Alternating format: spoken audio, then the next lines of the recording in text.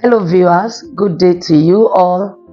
My name is Aderonke Ajayi, CEO of Eternal Wellness and Beauty.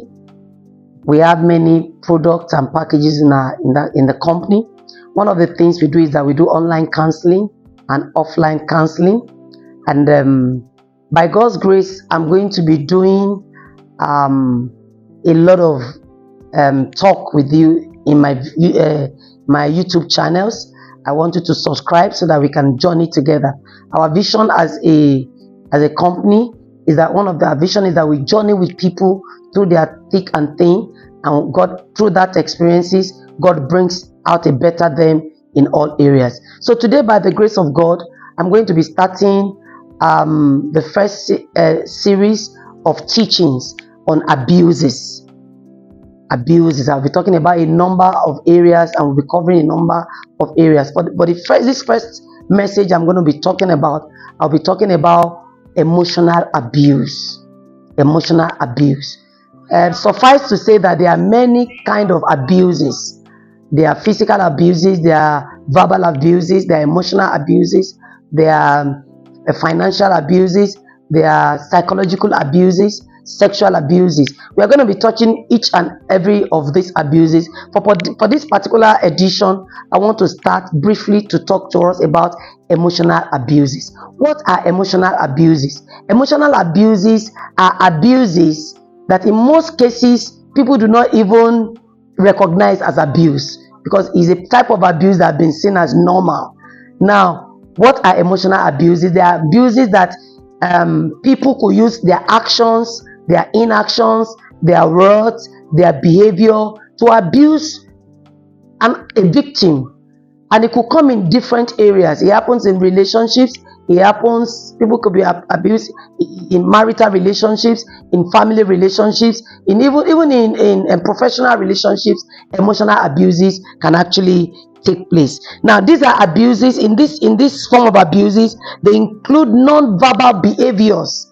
They are non-verbal behaviors that are used to control people, to subdue people. It could include behaviors that isolate a person. It could be behaviors that threaten you. It could be a behavior that frightens you. It could be a behavior that bring insult upon you. Sometimes when people are emotionally abused, their victims insult them. The abuser begin to insult the victims by name calling, by making them feel worthless, by making them feel useless, by bringing them down, constant, controlling. So many things happen. Humiliating. When you are being humiliated in a relationship is a type of emotional abuse. Another one is features of emotional abuse is that emotional abuse also run through in various ways. Sometimes the abuser can even withdraw affection from the victim. Withdraw affection, withdraw praises, withdraw attention. Various levels of emotional abuses. All these things are not designs by God for anyone in the family, and it's important we talk about it. For this brief broadcast, one of the things, an additional thing we'll be talking about is how do you know if you are in an emotionally abused person. I've talked about it. Are you being isolated? Are you being threatened in that relationship? Are you being insulted in that relationship? Are you being subdued or suppressed in that relationship? Are you being manipulated? Are you being humiliated? Are your thoughts and your words and your person being dismissed?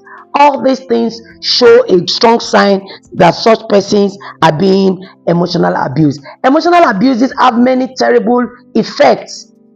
It can lead to mental trauma. It can lead to depression.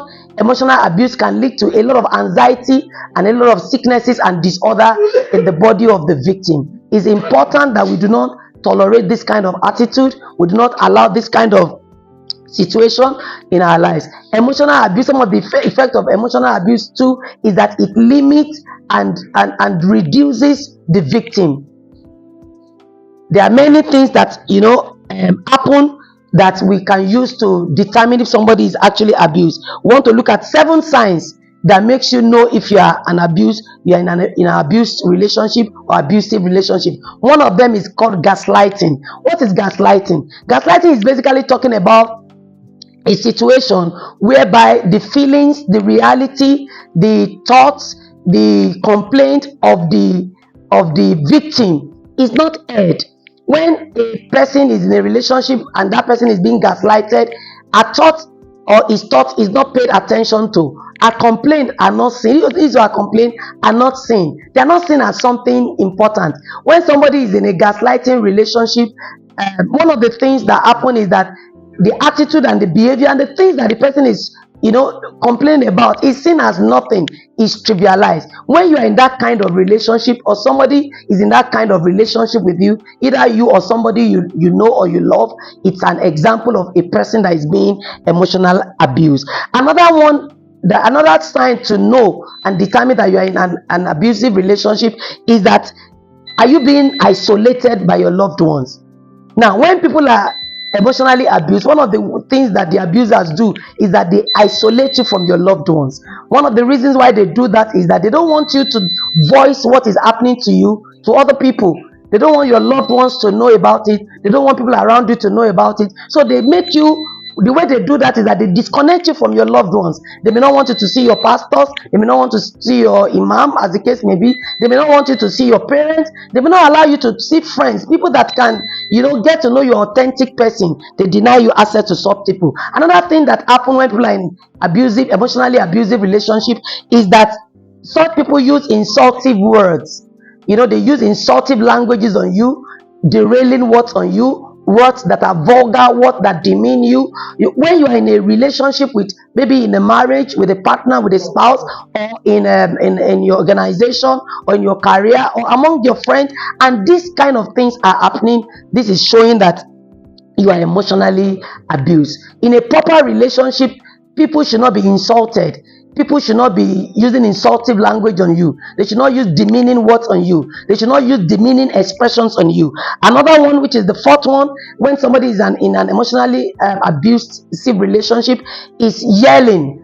When you are yelled at in a relationship, when somebody yelled at you, shut you up, or shout at you, is a sign that you are in an emotionally abusive relationship. Somebody is yelling at you, the person is shouting you down, is shutting you up, is not allowing you to talk. Instead of you talking, instead of them listening to you, they shout you down, they shut you up, they don't want you to talk, or they turn the discussion away from the real point you are talking about. Now you are looking at emotionally abusive relationship. The next one that we'll look at, the fifth one, is shifting the blame.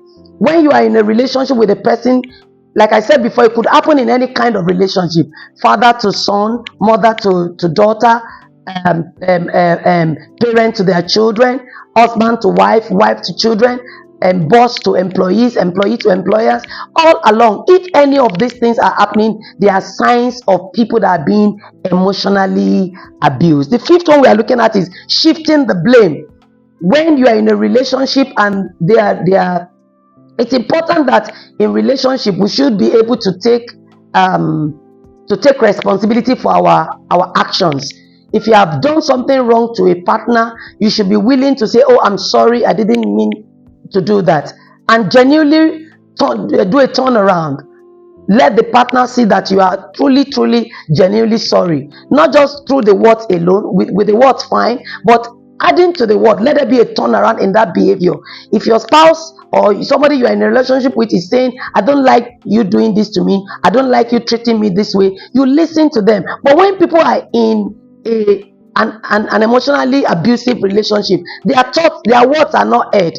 And even when they eventually voice their thoughts, the partner in coke, who is the abuser, shift the blame, begin to turn the blame around, say, "Oh, it's because you did this, that's why I did this. It's because you did that, that's why I did that."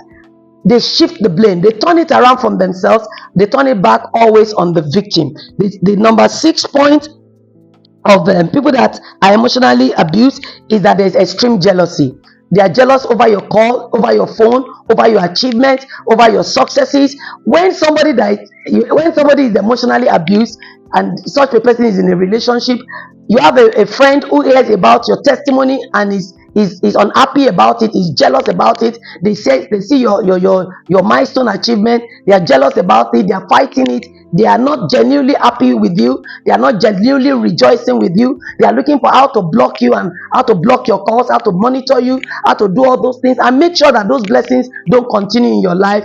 Even sometimes they query those blessings because they are jealous of you. When you have, and that kind of relationship is not a safe space to be, it's an unhealthy space to be, is a sign of being emotionally abused. The last one is unpredictable anger. When a person is in an emotionally abusive relationship, one of the signs is that the people you are in relationship with, they could be normal at this moment, the next moment they could be angry. Unpredictable angry, unexplainable anger. You understand? They get so angry, they could slam the door, hit the head. And what we are saying is this: all these habits we are looking at, they are not safe, they are not healthy. Research has it that people who are involved in abusing people emotionally will graduate from that state to higher level of abuses, which is the physical and the violent abuse. So I want to pause this video at this level, but at this point, but what I want to say as I close on this note, we are going to be having part 2. This part 1 of this message, emotional abuse. You find yourself in this kind of situation, you find yourself in this kind of unhealthy environment, please don't keep quiet. That's why we have professional counselors that are here to journey with you. Don't die in that marriage in emotional abuse. Speak up on time. Talk to people. That's why we have counselors. You can call me, you can chat me, you can WhatsApp me, and let's keep talking about it. Let's see how to walk you through this experience. Let's see how to help you achieve victory over emotional abuse. Abusers, when you keep quiet, one of the signs of abuses and abusers is that they want their victim to keep quiet. When you keep but when you keep quiet on it, it could lead to depression, like I said earlier on. It could lead to diseases. Sometimes it even leads to death. Please don't die. Live. We want you alive. God wants you alive. Your family wants you alive. There are still a lot of people who genuinely love you and who need you around, that want you around, and we want you alive, safe and sound. Please speak up, talk to somebody, talk to a counselor, speak to me if you're in this situation. By God's grace, next time we'll look at part 2 of this abuse and how we can overcome them. Thank you so very much. God bless you. See you next time.